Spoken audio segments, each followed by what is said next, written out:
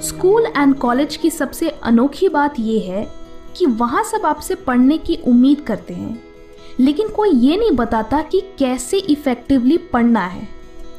बस मान लिया जाता है कि ये आप खुद ही फिगर आउट कर लोगे। नो वंडर इतने सारे स्टूडेंट्स पढ़ाई के मामले में इतना स्ट्रगल करते हैं। वो मेहनत करते हैं, रिवीजन करते हैं, बट एग्जाम आते आते सब भूल जाते हैं। ऐसा इसलिए होता है क्योंकि most of the popular learning techniques जो स्टूडेंट्स एग्जाम टाइम में यूज करते हैं वो एक्चुअली सबसे कम इफेक्टिव होते हैं। आज के इस वीडियो में मैं आपको 2 ऐसे स्टडी टेक्निक से इंट्रोड्यूस करूंगी जो नंबर 1 हाईली इफेक्टिव है क्योंकि ये साइंटिफिकली प्रूवन है, नंबर 2 इससे आपको इंफॉर्मेशन लंबे समय तक याद रहेगी, एंड नंबर 3 कि इससे आपके मार्क्स सिग्निफिकेंटली इंप्रूव होंगे। तो पहली टेक्निक है एक्टिव रिकॉल। इसे समझने के लिए लेट्स अंडरस्टैंड दिस। मेरा आपसे एक सिंपल सा सवाल है, क्या आप 100 रुपए के नोट को बिना देखे ड्रॉ कर सकते हो? शायद नहीं। दिस शोज कि सिर्फ रीडिंग या रेपिटेशन से चीजें याद नहीं होती।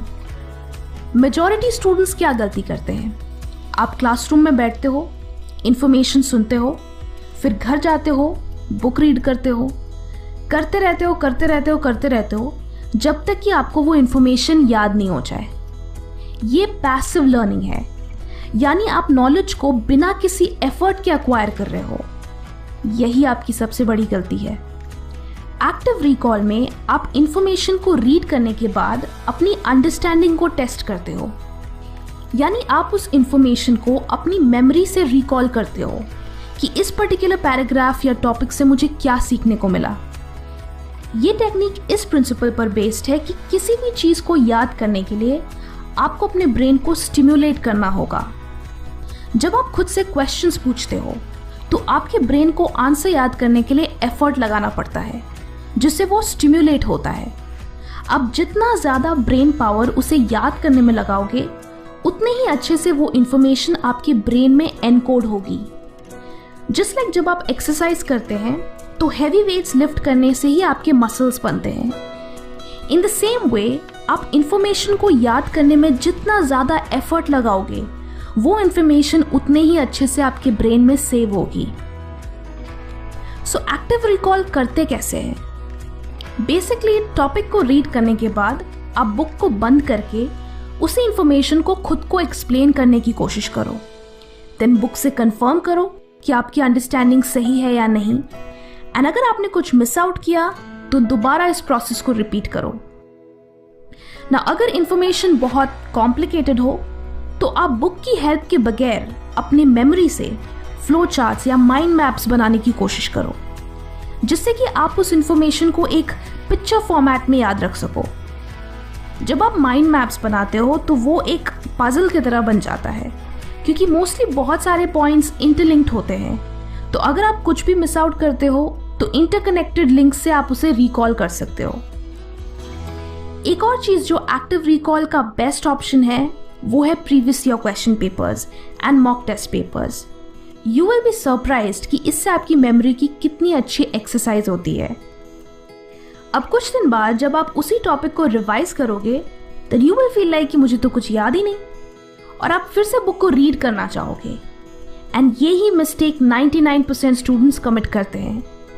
सही तरीका ये है कि आप सिर्फ टॉपिक को देखकर उसे रिकॉल करो, खुद से क्वेश्चंस करो, एंड देन मटेरियल रेफर करो कि आपने एग्जैक्टली क्या मिस आउट किया। हर बार इस तरह रिवाइज करने से वो इंफॉर्मेशन ओवर टाइम आपकी शॉर्ट टर्म मेमोरी से लॉन्ग टर्म मेमोरी में ट्रांसफर हो जाएगी। अनदर टेक्निक जो आप एक्टिव रिकॉल के साथ कंबाइन कर सकते हो वो है the spaced repetition technique. Majority students ये प्रॉब्लम फेस करते हैं कि जब भी वो किसी चैप्टर या बुक को कुछ हफ्तों बाद रिवाइज करते हैं तो उन्हें मोस्ट ऑफ द डेटा याद नहीं होता, और फिर लगता है कि पहले से याद करने का क्या फायदा जब एग्जाम तक कुछ याद ही नहीं रहता। डू यू नो ऐसा क्यों होता है? It's because of the forgetting curve. अब आप सोचोगे कि ये क्या है? ये वो थ्योरी है जो कहती है कि विथ टाइम हमारा ब्रेन किसी भी इंफॉर्मेशन को हाई रेट से भूलता है, यानी ओवर टाइम मेमोरी फेड होती जाती है। इस थ्योरी के मुताबिक जब भी आप किसी टॉपिक को याद करते हो तो उसके 1 घंटे बाद आपको सिर्फ 44% चीज़ें याद रहती है, उसके 1 दिन बाद 33%, 2 दिन बाद 28% और ऐसे ही धीरे धीरे करके 31 डेज के बाद आपको सिर्फ 21% इंफॉर्मेशन ही याद रहती है। सो सोल्यूशन क्या है? सोल्यूशन ये है कि आप जितनी बार इस फॉरगेटिंग कर्व को इंटरप्ट करोगे आपको उस चीज़ को भूलने में और भी ज़्यादा टाइम लगेगा। लेट्स से कि आज आपने बायोलॉजी में नर्वस सिस्टम पढ़ा, देन आप इसे कल रिवाइज करो। रिवाइज मतलब एक्टिव रिकॉल करो, नॉट रीरीड। फिर 3 दिन बाद फिर रिवाइज करो, फिर 2 हफ्ते बाद, फिर 1 महीने बाद। इस प्रोसेस में आपको अपने रिविजन्स के बीच का गैप धीरे धीरे बढ़ाना है, इसीलिए इसे स्पेस्ड रेपिटेशन कहते हैं। आइडिया ये है कि आप जितनी बार उसे एक्टिवली रिकॉल करोगे और उसे जितना स्पेस्ड आउट रखोगे आप उसे उतने ज़्यादा दिनों के लिए याद रखोगे। स्पेस्ड रेपिटेशन का पर्पस ये है कि आप गैप के वजह से उस इंफॉर्मेशन को भूल जाएं, जिससे उस डेटा को रिकॉल करने के लिए आपको ज़्यादा से ज़्यादा ब्रेन पावर यूज़ करनी पड़े। एंड सो इस एक्सरसाइज से वो इंफॉर्मेशन आपके दिमाग में अच्छे से कंसोलिडेट होती है।